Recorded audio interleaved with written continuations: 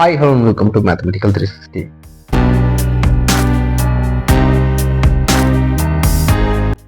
இந்த வீடியோ நம்ம பார்க்க போகிற சப்ஜெக்ட் வந்து பார்த்தீங்கன்னா 10ஆம் வகுப்பு 10th ஸ்டாண்டர்ட் கணக்கு இந்த சப்ஜெக்ட் தான் பார்க்க போகிறோம். இன்னைக்கு நான் பார்க்க போகிற சாப்டர் வந்து பார்த்தீங்கன்னா அதாவது 10th வந்து பார்த்தீங்கன்னா ஃபர்ஸ்ட் சாப்டர் உறவுகளும் சார்புகளும் இந்த சாப்டர் தான் நம்ம பார்க்க போகிறோம். ஸோ இதில் நம்ம பார்க்க போகிற டாபிக் வந்து பார்த்தீங்கன்னா அறிமுகம், வரிசை ஜோடி ஆர்டர் பேர், கார்ட்டீசியன் பெருக்கல் கார்ட்டீசியன் ப்ராடக்ட். ஸோ இந்த 3 டாபிக் தான் இதோட நம்ம பார்க்க போகிறோம்.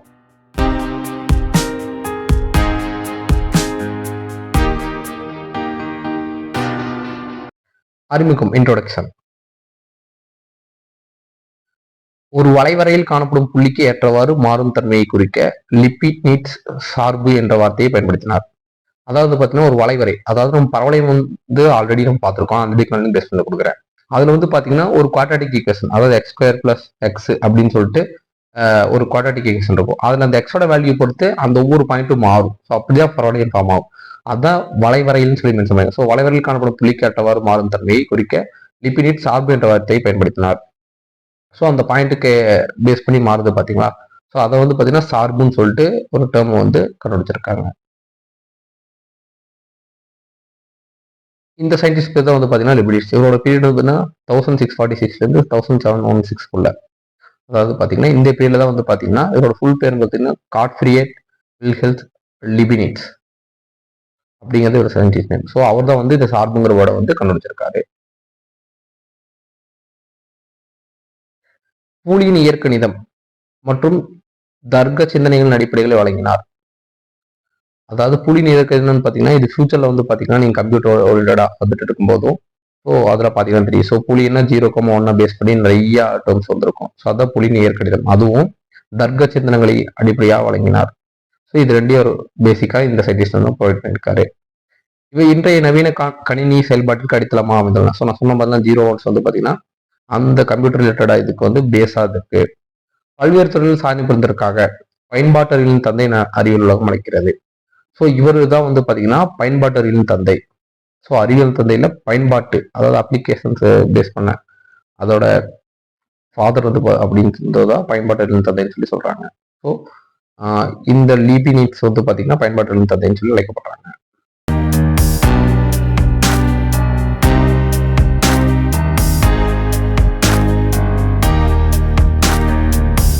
செகண்ட் டாபிக் வரிசை ஜோடி ஆர்டர்டு பேர் அப்படின்னு நான் பார்க்கலாம். ஸோ இது பார்க்கறதுக்கு ஒரு தியேட்டர் ஃபார்மேட் எடுத்துக்கலாம். ஸோ ஒரு தியேட்டர்ல இருக்கிற சீட்டிங் பொசிஷன் இதெல்லாம் கொடுக்கப்பட்டுள்ள அரங்கில், அதாவது தியேட்டர் அமர்வதற்காக உள்ள இருக்கைகளை உற்று நோக்கவும். ஒருவர் அவரது இருக்கையில் அமரும் இடத்தை கண்டறிய உதவும்படி 1,5 7,6 3,4 10,12 என இருக்கை எண்கள் கொடுக்கப்பட்டுள்ளன. அதாவது இதெல்லாம் வந்து பார்த்தீங்கன்னா ஒரு வரிசை ஜோடி மாதிரி. ஃபார் எக்ஸாம்பிள் ஒருவருக்கு 4,10 அதாவது 4,10 என கிடைத்தால் அவர் 4வது வரிசையில் 10வது இருக்கையில் அமர வேண்டும். அதாவது பார்த்தீங்கன்னா இதெல்லாம் வந்து பார்த்தீங்கன்னா ரோஸ், இது வந்து பார்த்தீங்கன்னா நம்ம சீட்ஸ் கவுண்ட்ஸ்.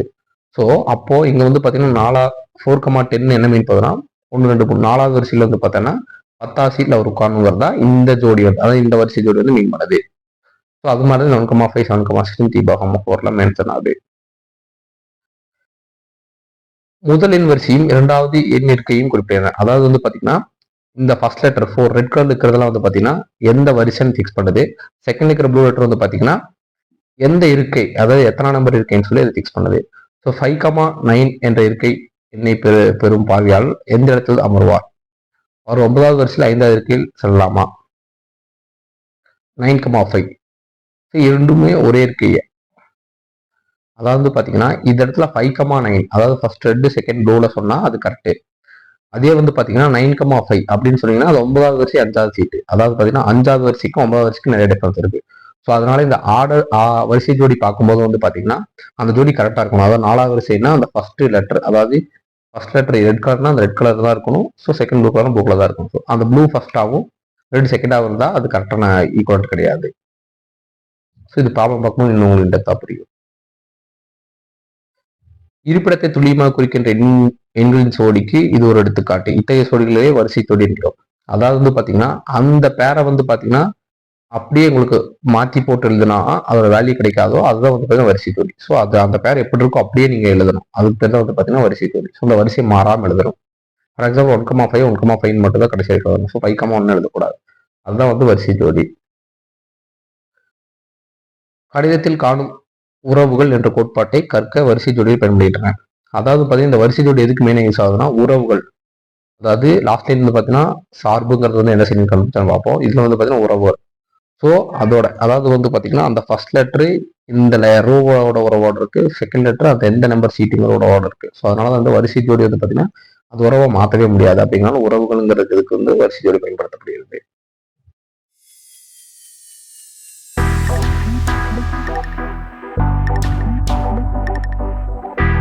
கார்ட்டீசியன் பெருக்கல், கார்ட்டீசியன் ப்ராடக்ட்னு சொல்லுவாங்க இங்கிலீஷ்ல. நாம் பின்வரும் 2 கணங்களை எடுத்துக்கொள்வோம். ஸோ 2 கணங்கள். கணம் ஏயில் 3 காய்களும் கணம் பியில் 4 பழங்களும் வச்சுக்கோங்க. அதாவது ஏங்கிற கணம் ஏ ஈக்குவல் டு இந்த மாதிரி ஒரு பாக்கெட் போட்டு அதுக்குள்ள சில டெஸ்ட் மென்ஷன் பண்றது அதான் வந்து கணம்னு சொல்றாங்க. அதாவது ஏ ஈக்குவல் டு கேரட் கத்திரிக்காய் வெண்டைக்காய்ன்னு சொல்லிட்டாங்க. இது ஒரு கணம். ஏங்கிறது ஒரு கணம். பிங்கிற கணத்துல ஆப்பிள் ஆரஞ்சு திராட்சை செம்புற்று பழம். அதாவது இதுவும் அதே மாதிரி பாக்கெட்ல போட்டு மென்ஷன் பண்ணி சில டேர்ம்ஸ் கொடுத்துருக்காங்க. இது செகண்ட் கணம்.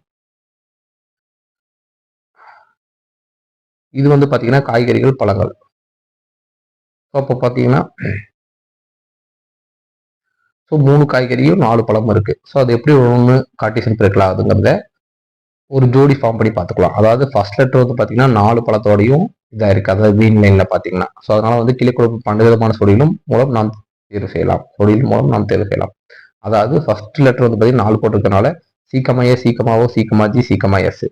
செகண்ட் லெட்டர் அதாவது கத்திரிக்காய்ங்கிறது பிங்கிறதுல மென்ஷன் பண்ணியிருக்காங்க. ஸோ அது ப்ளூ கலர் லைன் இருக்குது. அது வந்து பிகமா ஏ பிகமா சி பிகமாவோ பிகமா ஜி பிகமா எஸ். மூணாவது வந்து வெண்டைக்காய் எல்லுன்னு மென்ஷன் பண்றாங்க. அது வந்து பார்த்தீங்கன்னா ரெட் சிங்கர்னால எல்னு சொல்றாங்க. So L red colour line mention பண்ணுது. அதுவும் வந்து பார்த்தீங்கன்னா எல்ஏ எல்ஓ எல்ஜி எல்எஸ். ஓகேவா? ஸோ அதான் வந்து பார்த்தீங்கன்னா இந்த 12 விதமான ஜோடி வந்து பார்த்தீங்கன்னா கொடுத்துக்க 2 கணம் ஃபார்ம் பண்ணுது. காய்கறிகள் மற்றும் பழங்களின் கார்ட்டீசியன் பெருக்கல். அதாவது பார்த்தீங்கன்னா இந்த ஏ கணத்தையும் பி கணத்தையும் வந்து இந்த மாதிரி ஒரு வரிசை ஜோடி ஃபார்ம் பண்ணியிருக்கோம் பார்த்தீங்களா? இதுதான் வந்து பார்த்தீங்கன்னா கார்ட்டீசியன் பெருக்கல்னு சொல்றாங்க. வரிசை ஜோடின்னு என்ன ஆல்ரெடி நம்ம பார்த்துருக்கோம். அதாவது ஃபர்ஸ்ட் கணத்தை ஃபர்ஸ்ட் லெட்டர்லையும் செகண்ட் கணத்தை செகண்ட் லெட்டர் மென்ஷன் பண்ணதான் வரிசை ஜோடி.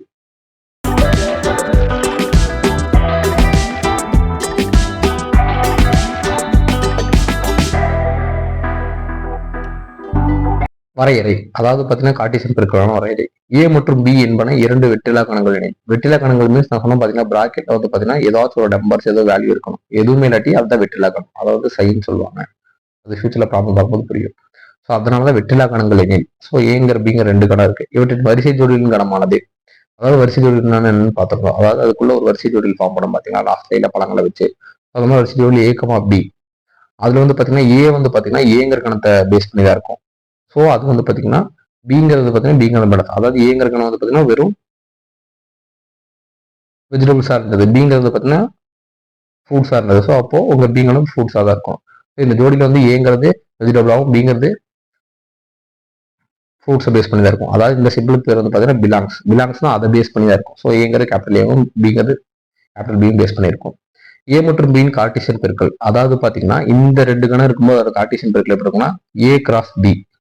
அதாவது எதனால இதை கிராஸ்ன்னு சொல்றாங்கன்னா ஏ இன்டு பின்னு சொல்லக்கூடாது. ஏன்னா இங்கேயே போட்டிருக்க மாதிரி ஏ கிராஸ் பின்னு தான் சொல்லணும். ஸோ கார்ட்டீசியன் பெருக்கல் பொறுத்தளவு அந்த சென்ட்ரல் சிம்பிள் இதை வந்து பார்த்தீங்கன்னா ஏ கிராஸ் பி. அதாவது இங்கிலே லெட்டர் மட்டும் ஏ கிராஸ் தான் சொல்லணும். அந்த ஏ கிராஸ் பி எப்படி எழுதுறாங்கன்னா ஒரு கணத்துக்குள்ள ஏ கமா பி மாலஸ் A belongs to A B belongs to B. இந்த ஜோடி வந்து பார்த்தீங்கன்னா இதை பேஸ் பண்ணி தான் இருக்கணும். ஃபர்ஸ்ட் லெட்டர் வந்து கேபிட்டல் ஏவும் செகண்ட் லெட்டர் வந்து கேபிட்டல் பியும் பேஸ் பண்ணி தான் இருக்கணும். ஸோ இதை பேஸ் பண்ணி தான் வந்து கார்ட்டீசியன் பெருக்கல் இருக்கும். நிலையான முடிவற்ற கணங்களின் மீள்பார்வை. அதாவது ஒரு ஸ்டாண்டர்ட் அதோட முடிவற்ற கணங்கள்.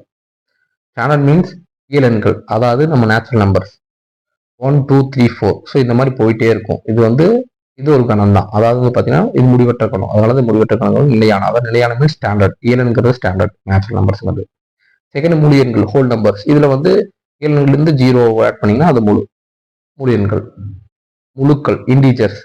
இதுல வந்து பார்த்தீங்கன்னா மைனஸ் நம்பர்ஸும் ஆட் பண்ணிட்டீங்கன்னா அது வந்து பார்த்தீங்கன்னா ஃபுல்லாக வந்து பார்த்தீங்கன்னா முழுக்கள். அதுவும் வந்து பார்த்தீங்கன்னா கண்டினியூஸாக போயிட்டே இருக்கும்.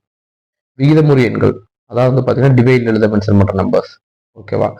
இதுல வந்து பாத்தீங்கன்னா டிவைட்ல கியூ மட்டும் நாட் ஈக்குவல் டு 0. ஏன்னா எந்த ஒரு நம்பருக்கு கீழே 0 வந்தாலும் அது இன்ஃபினிட்டின்னு சொல்லிட்டு ஆல்ரெடி பார்த்திருக்கோம். அதனால இதுல Q not equal to 0 condition mention பண்ணியிருக்காங்க. இந்த மாதிரி விகிதமுறை எண்களும் அதுவும் வந்து பாத்தீங்கன்னா முடிவிட்டு போயிட்டே இருக்கும்.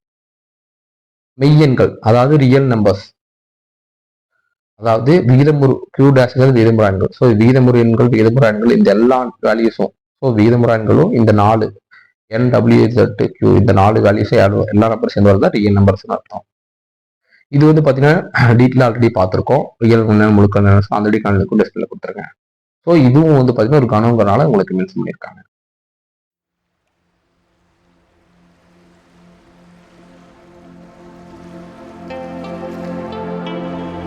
குறிப்பு சில நோட்ஸ் வந்து நோட் பண்ணிக்கங்க. A கிராஸ் B ஆனது A மற்றும் B என்ற கணங்களுக்கு இடையேயான அனைத்து வரிசை ஜோடிகளுக்கான மேல். அதாவது A கிராஸ் Bன்னு ஏன் சொன்னா லாஸ்ட் டைம் பார்த்தீங்கன்னா அது இன்டூஸ்லோட ஒரு ஆசன். A மற்றும் B கணங்களுக்கு இடையே அனைத்து வரிசை ஜோடிகளுக்கான மேலில் அதன் முதல் உறுப்பு ஏன்னு உறுப்பு ஆகும். நான் சொன்ன பார்த்தீங்கன்னா ஏங்கிறது வந்து பார்த்தீங்கன்னா அந்த வரிசை ஜோடியில் வந்து ஃபர்ஸ்ட் ஏங்கிற ஸ்மால் லெட்டர் வந்து பார்த்தீங்கன்னா ஏவோட உறுப்பா இருக்கும். செகண்ட் இரண்டாவது உறுப்பு பின்னு உறுப்பாகவும் இருக்கும். சொன்ன மாதிரி ஏக்கமா பின்னா ஏன்னா கேபிட்டல் ஏ பேஸ் பண்ணிருக்கும், ஸ்மால் பின்னா கேபிட்டல் ஏ பேஸ் பண்ணிருக்கும். அதான் first condition. Second B cross A ஆனது ஏ மற்றும் பி கணங்களுக்கு இடையான அனைத்து வரிசை ஜோடிகளுக்கான மெனில் முதல் உறுப்பு பின்னு உறுப்பாகும். ஸோ பி கிராஸ் ஏவா இருந்துச்சுன்னா ஃபர்ஸ்ட் லெட்டர் எழுதுறது வந்து பார்த்தீங்கன்னா ஸ்மால் பியா தான் இருக்கணும், செகண்ட் எழுதுறது ஸ்மால் ஏ தான் இருக்கணும். ஸோ அந்த மாதிரி தான் இருக்கும். அதான் செகண்ட் கண்டிஷன். பொதுவாக A comma B not equal to B comma A, அதாவது வந்து பார்த்தீங்கன்னா நம்ம லாஸ்ட் அந்த சாப்டர்லயே பார்த்துருப்போம். அதாவது ஃபர்ஸ்ட் சீட்டு, ஏன்னா ஃபர்ஸ்ட் ஏங்கிறது வந்து பார்த்தீங்கன்னா ரோவையும் பிங்கிறது சீட் நம்பரையும் மென்ஷன் பண்ணும். அப்போ இங்கே எப்படி திருப்பி போட்டிங்கன்னா அது ரெண்டு ஈக்குவலாக இருக்குமா, நாட் ஈக்குவல் தான். ஸோ அதனால வந்து நாட் ஈக்குவல் டு சொல்லி சொல்றாங்க. செகண்ட் வந்து பார்த்தீங்கன்னா ஏ ஈக்குவல் டு பி எனில், அப்போ ஏ பி ரெண்டுமே ஈக்குவல் சொல்லி மென்ஷன் பண்ணிட்டாங்கன்னா அப்போ வந்து A comma B equal to B comma A இந்த கண்டிஷன் வந்து ஓகே ஆகும். ஆனால் எது மென்ஷன் பண்ணலன்னா நாட் ஈக்குவல் தான் வரும். கார்ட்டீசியன் பெருக்கலை குறுக்கு பெருக்கல், அதாவது கிராஸ் ப்ராடக்ட். ஸோ நம்ம பார்த்து பார்த்தீங்கன்னா கார்ட்டீசியன் பெருக்கல் வந்து பார்த்தீங்கன்னா குறுக்கு பெருக்கல்னு சொல்லலாம்னு சொல்லி சொல்றாங்க. பொதுவாக A cross B not equal to B cross A, ஆனால் n of A cross B equal to n of B cross A equal, அதாவது A cross B not equal to B cross A. ஏன்னா நம்ம already பார்த்துருக்கோம். So ஏங்கிறது ஃபர்ஸ்டா இருந்துச்சுன்னா small letter தான் இருக்கணும். ஸோ அதனால பிங்கிறதுக்கு ஈக்குவலா இருக்காது. அதாவது இந்த பாயிண்டோட சிங்க் பண்ணி பார்த்தீங்கன்னா புரியும். ஸோ அதனால நாட் ஈக்குவல்ட்டா இருக்காது. ஆனால் அதோட அதாவது நம்பர்ஸ் எவ்வளோ நம்பர்ஸ் இருக்கு, அதாவது 4 ஃப்ரூட்னா 4, 5 இதுனா 5, அந்த மாதிரி அதோட குவான்டிட்டி நம்பர்ஸ் வந்து n of number of A cross B number of B cross ஏவும் மாறாது. அது ரெண்டு ஈக்குவலா வேணா இருக்கும். A cross B equal to psi எனில் ஏ சை அல்லது பி சை. இந்த சைங்கிறது தான் வெட்டிலாக்கணும். நான் சொன்ன பார்த்தீங்கன்னா உள்ள எந்த நம்பருமே இல்லைன்னா அதான் வெட்டிலாக்கணும்னு அர்த்தம். அப்போ ஏ கிராஸ் பி கண்டிப்பா சை வந்துச்சுன்னா அதாவது ரெண்டையும் பெருக்கி பார்த்து அதுவும் எதுவும் இல்லாத நம்பரா வந்துச்சுன்னா அப்போ என்னவா இருக்கும், ஏங்கிறதும் வெற்றிலாக்கணம் பிங்கிறது வெற்றிலாக்கணமா இருக்கும். அப்போதான் மட்டும் உங்களுக்கு ஏ கிராஸ் பி வெற்றிலாக்கணமா வரும். என் ஆஃப் ஏ பி மற்றும் என் ஆஃப் பி கியூ எனில், அதாவது கணத்தோட நம்பர்ஸ் வந்து பார்த்தீங்கன்னா பி குவான்டிட்டியும் என் ஆஃப் பி வந்து கியூ எனில், அப்போ இந்த பி கியூ மல்டிபிள் பண்ணீங்கன்னா அதான் வந்து பார்த்தீங்கன்னா என் ஆஃப் ஏ கிராஸ் பி, அதாவது அந்த ஏ கிராஸ் குறுக்கு பெருக்கல் பண்ணி கார்ட்டீசியன் பெருக்கல். ஃபார் எக்ஸாம்பிள் என் ஆஃப் ஏனா ஏங்கிற கணத்துல எவ்வளவு நம்பர்ஸ் இருக்கு, பிங்கிற கணத்துல எவ்வளவு நம்பர்ஸ் இருக்கோ அது ரெண்டையும் பெருக்கினீங்கன்னா, அதாவது பி கியூ பெருக்கினீங்கன்னா அதான் வந்து பார்த்தீங்கன்னா ஏ கிராஸ் பி பெருக்கி வர்ற நம்பரோட எவ்வளவு நம்பர் இருக்கோ அதுக்கு ஈக்குவலா இருக்கும். இதெல்லாம் வந்து ப்ராப்ளம் பார்க்கும்போது இன்னும் உங்களுக்கு டெப்தா புரியும். நெக்ஸ்ட் வீடியோல வந்து பாத்தீங்கன்னா கார்ட்டீசியன் பெருக்கல் பேஸ் பண்ண ப்ராப்ளம் பார்க்கலாம். Thanks for watching.